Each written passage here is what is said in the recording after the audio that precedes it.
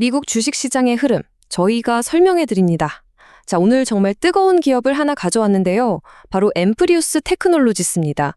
엄청난 주가 상승으로 시장의 이목을 제대로 끌고 있는 배터리 기술 기업인데 오늘 한번 깊이 파고들어 보겠습니다. 바로 본론부터 시작할게요. 이 숫자 한번 보세요. 플러스 935%. 와, 이게 뭐냐면요. 지난 1년 동안 엠프리우스 테크놀로지스 주가가 오른 수치입니다. 정말 엄청나죠? 그러니까요. 당연히 이런 궁금증이 생기죠. 도대체 무슨 일이야? 뭐가 이 주식을 이렇게 하늘 높은 줄 모르고 쏘아 올린 걸까요? 그리고 더 중요한 건 이 기세가 계속될 수 있냐는 거겠죠. 그래서 오늘 한번 제대로 알아보려고 합니다. 먼저 이 회사가 가진 기술이 뭔지, 그리고 왜들 그렇게 열광하는지, 긍정적인 이유들을 살펴볼 거고요. 물론 위험 요소는 없는지도 꼼꼼히 따져봐야겠죠. 마지막으로 앞으로 뭘 지켜봐야 할지까지 정리해 드릴게요. 자, 그럼 첫 번째 순서입니다. 이 모든 이야기의 중심에 있는 것, 바로 엠플리우스의 기술이죠. 엠프리우스 테크놀로지스 이 회사는 2008년에 설립됐고요. 캘리포니아에 있는데 핵심은 바로 실리콘, 음극재, 리튬이온 배터리입니다. 이게 왜 중요하냐면요. 기존 배터리의 한계를 완전히 깨부수는 기술이거든요.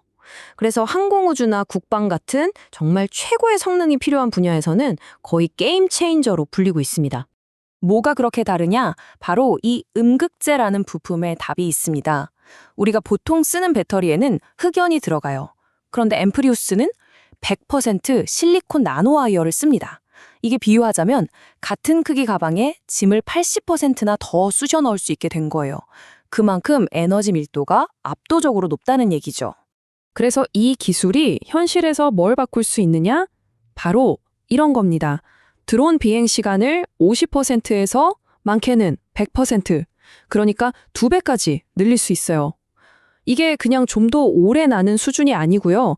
군사작전 같은 데서는 임무의 성패 자체를 뒤바꿀 수 있는 정말 어마어마한 차이인 거죠. 자, 그럼 이 회사를 좋게 보는 사람들, 소위 강세론자들은 도대체 뭘 보고 이렇게 열광하는 걸까요? 그 이유를 한번 살펴보겠습니다. 크게 5가지 이유를 꼽는데요. 첫째, 기술 자체가 넘사벽이라는 거고요. 둘째, 국방이나 드론 시장에서 수요가 폭발하고 있다는 점. 셋째, 미국 국방부에 납품할 수 있는 황금 티켓을 쥐고 있다는 거. 넷째, 재무적으로도 이제 돈을 벌기 시작했다는 전환점. 그리고 마지막으로 아주 똑똑하게 사업을 확장하고 있다는 겁니다. 이 회사의 주력 제품인 사이맥스 배터리는요, 에너지 밀도가 킬로그램당 무려 500와트시예요. 이게 업계 최고 수준이거든요. 근데 더 대단한 건 이 기술을 전 세계 80개가 넘는 특허로 꽁꽁 둘러싸서 아무도 못 따라오게 만들었다는 겁니다. 이걸 기술적 해자라고 하죠. 그리고 요즘 전 세계적으로 국방 예산이 늘고 있잖아요. 특히 드론의 중요성이 엄청나게 커졌고요. 엠프리우스의 배터리는 군용 드론의 작전 시간을 확 늘려주니까 이건 뭐 그냥 완벽한 타이밍에 완벽한 제품을 내놓은 거죠.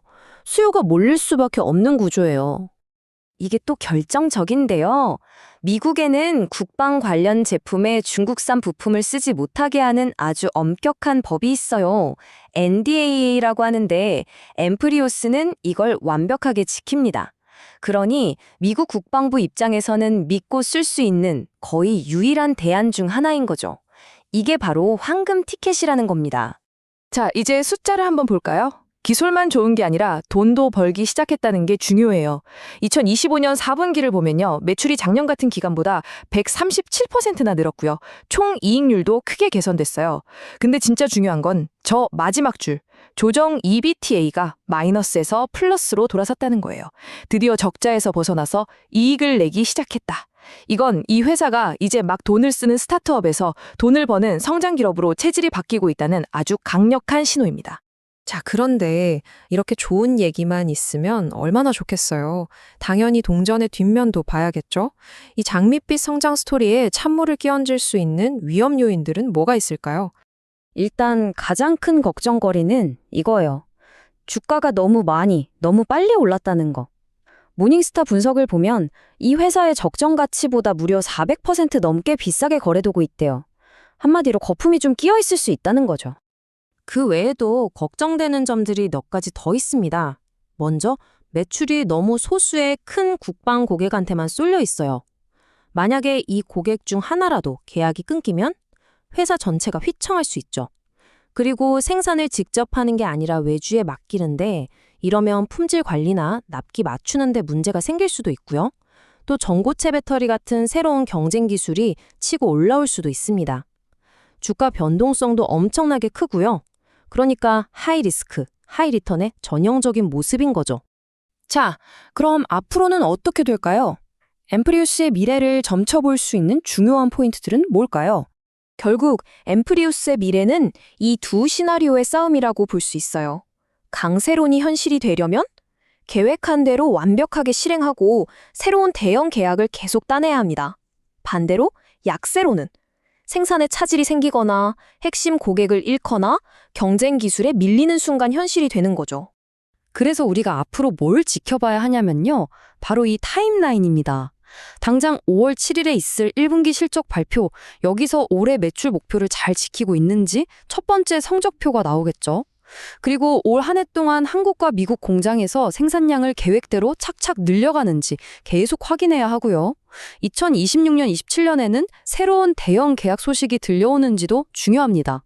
최종적으로는 2028년까지 회사가 목표로 한 이익률을 달성할 수 있을지가 이 주식의 장기적인 방향을 결정할 겁니다. 결국 마지막 질문은 이거 하나로 모아집니다. 혁신적인 기술과 완벽한 실행력으로 이미 하늘 끝까지 치솟은 이 엄청난 기대를 과연 뛰어넘을 수 있을까? 오늘 미국 주식 시장의 흐름을 들어보세요를 들어주셔서 감사합니다.